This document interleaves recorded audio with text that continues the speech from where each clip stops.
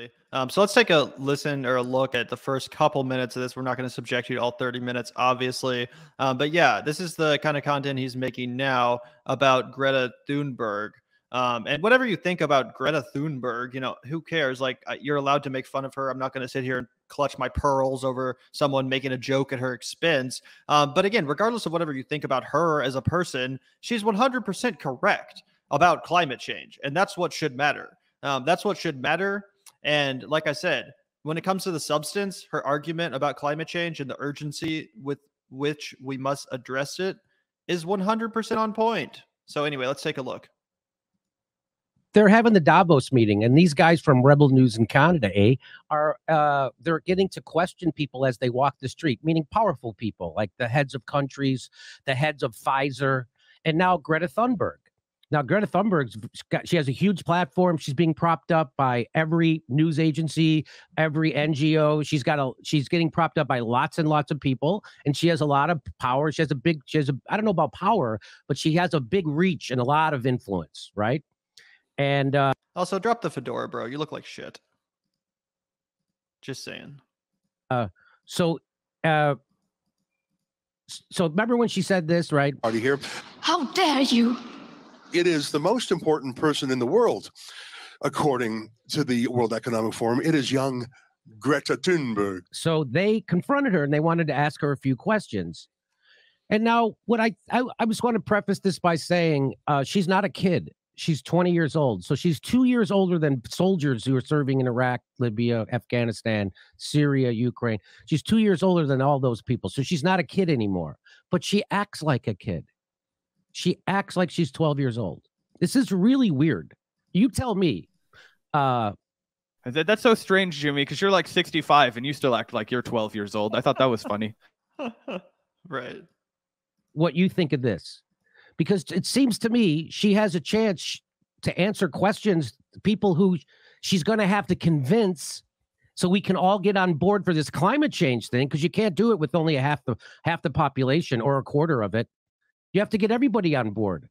And so she's an activist. She would want to reach these people and the people who watch them. It would make sense that she would want to talk to them and bring her message, because that's how you change people, with your message. Just like you, Jimmy. She doesn't do that. Let's watch what she does.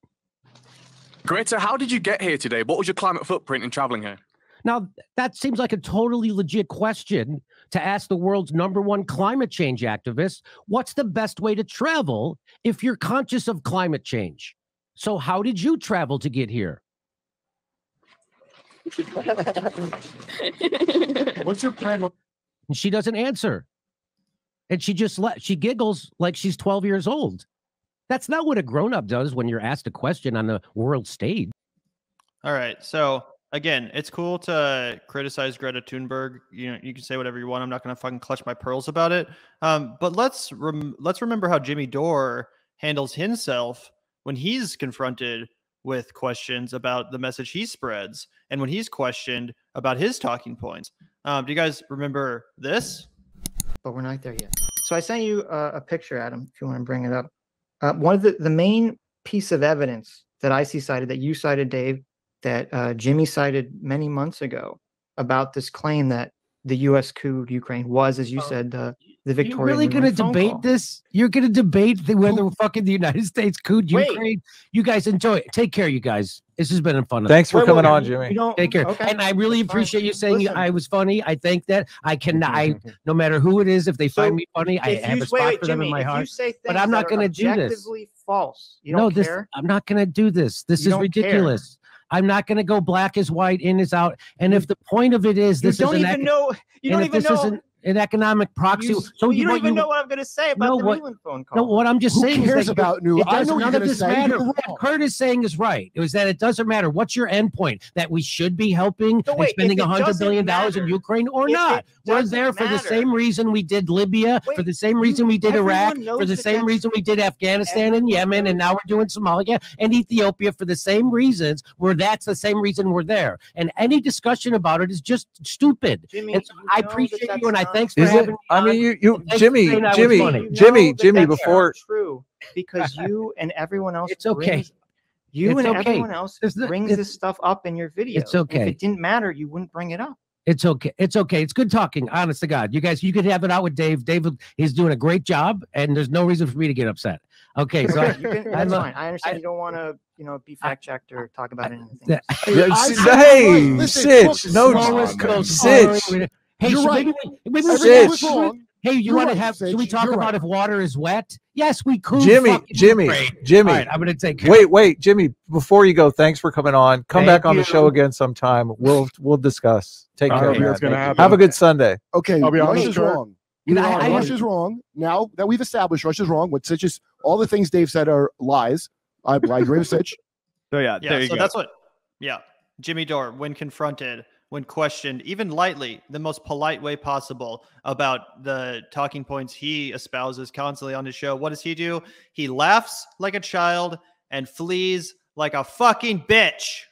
Also, really quickly, just to take an example of how Greta does typically travel internationally. So for one, if she's in Switzerland, guys, she lives on the continent of Europe most of the time.